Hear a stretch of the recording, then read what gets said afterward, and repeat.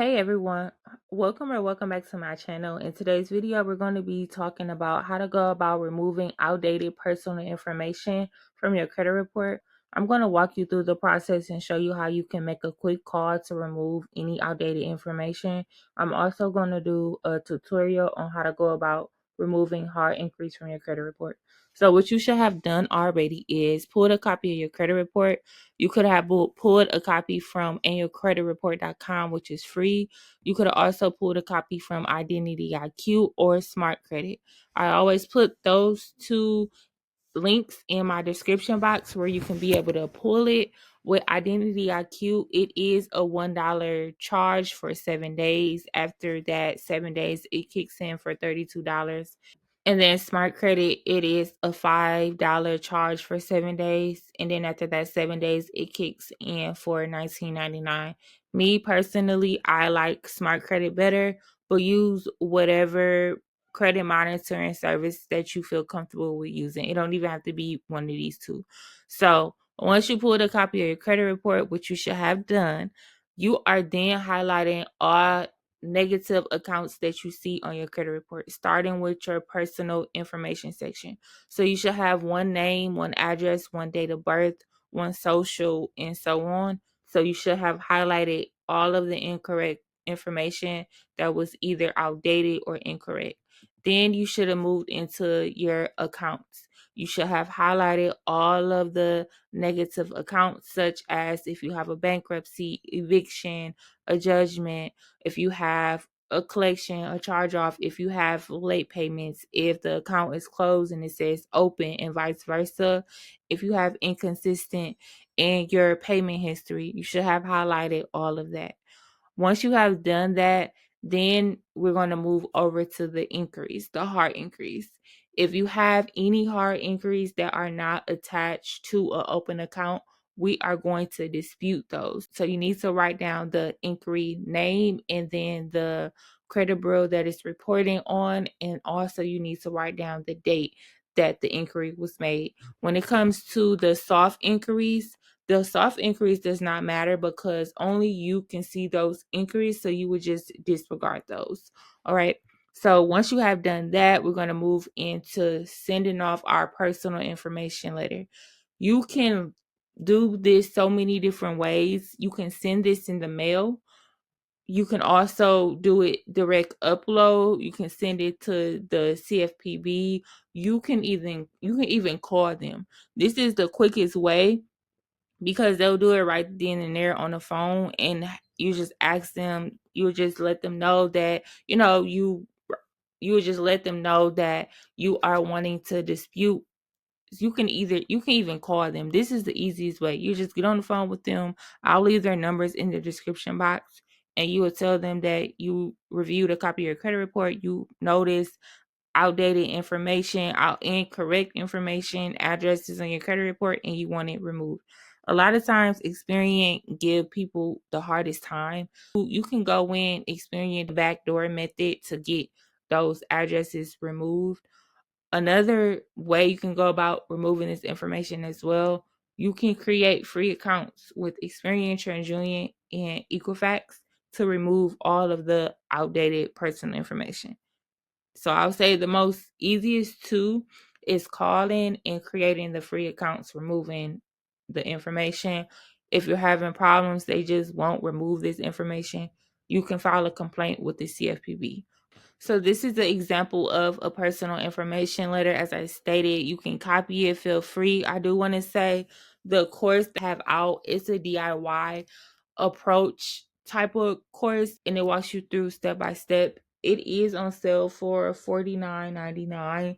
All the letters that you can think of when it comes to the DIY approach is in there. So it's different personal information letters. If your files have been mismerged, if they are not cooperating with you, you can use the following letter. Just whatever letter best fit your situation, that's what you would use. So feel free to grab that if you're going the DIY approach. If not, just ChatGPT you a letter or copy this letter that you see on the screen. So now that we got this out the way, we're going to move into disputing those hard inquiries. So now that we got that part out the way and you updated your personal information section, we're going to go to the inquiries. I do want to say this. When it comes to inquiries, there's no reason you should have so many inquiries on your credit report.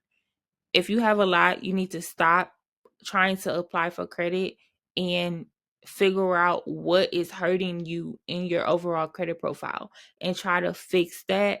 There's no way you should have so many inquiries on your credit report. You should only have at least 4 within a 2-year time frame. So I'm going to do a tutorial on how to go about removing those hard inquiries from your credit report. These are the inquiries that we're going to be disputing. It's 11 of them total. So what you're going to do is write down the company name and then the inquiry date. So write that down on either your notepad or copy and paste it in your note section. Once you've completed that step, we're going to go over to identitytheft.gov. You're going to click on Get Started. I want to report identity theft, credit cards, then continue to open a fraudulent credit card account. Then you're going to click on Continue. This section we're going to skip because we're not reporting any accounts at this time. We're only doing inquiries. So you'll just skip all of this. Then you're going to fill all of this information out on this step. So your name, your middle name, your last name. You're going to put your phone number, your email address, confirm your email address. Who are you filing this complaint for? Yourself, your date of birth, your current mailing address. You have lived at this address since the date that you were born. Has the victim legal name or address changed? You're going to put no. Is the victim a military or service member? You're going to put no. Now, when you get up here to this part, you're going to have to enter in your phone number, and then it's going to tell you to select landline or mobile. Once you click either one of those, it's going to be a prompt that allows a code to come to your phone. And then you're going to have to enter that code in. I'm going to show you guys an example real quick.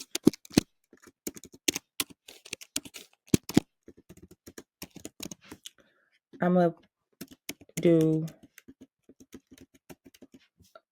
a fake number. So I can just show you how it look. So that's how it'll look. And then you'll put either text message or phone call. If you do text message, you're going to click on Get My Code, and then a box will pop up and you'll have to enter that code in. And then that code is what will allow you to continue to the next page. So I'm not going to continue this report with you guys, but I am going to walk you through step by step on what you should be doing through each step. So Step 3, suspect information, is going to say, do you know anything about the person who stole your identity? You're going to say, no, not at this time. And then you're going to continue to step 4, which is additional information. It's going to say, have you received a copy of your credit report? You're going to say yes. Are there any fraudulent accounts included in your credit report? You're going to say no, not at this time. Was any personal information wrong in your credit report? You can skip this part. It's just going to have you check what was wrong. But if something was wrong in your personal information section, you can click on whatever it was. And then you're going to go down and it's going to be a few sentences. It's going to start off like, when you apply for credit, the lender places an inquiry in your file.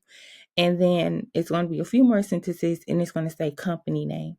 When it says company name, it's going to allow you to enter in those inquiries.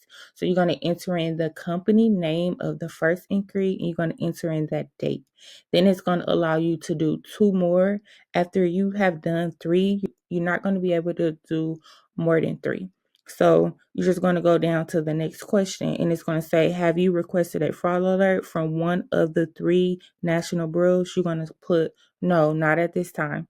Have you contacted your local police department? No, not at this time. Was your personal information exposed in a data breach? You're going to put I don't know. Have a debt collector contacted you about an account that isn't yours? You're going to put no. Then you're going to go over to step 5, which is your personal statement. In your personal statement, it's going to be a box. And all you're going to do is put recently checking my credit report. I noticed that I've been a victim of identity theft and found numerous of credit increase.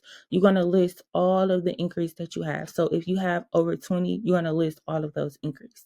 You're going to say, I have no knowledge of these increase that I found. Please remove these fraudulent increase from my credit report.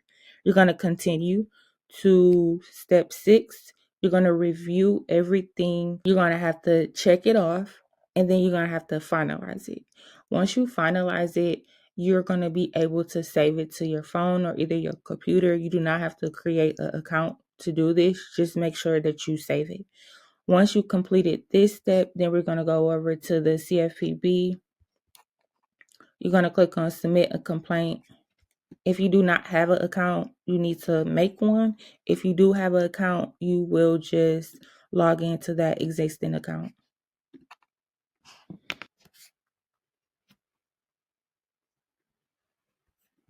You're going to click on credit reporting again, next.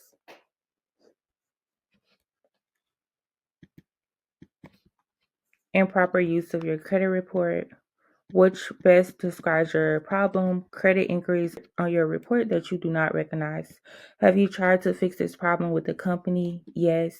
Did you request information from the company? Yes. What information did you request? You don't have to put anything there. Did the company provide this information? No. Here, all you literally have to do is put delete hard inquiries. They are fraudulent. See attached documents. For me, I do put a letter in all of those inquiries that are on the client credit report. So let me do that really quick.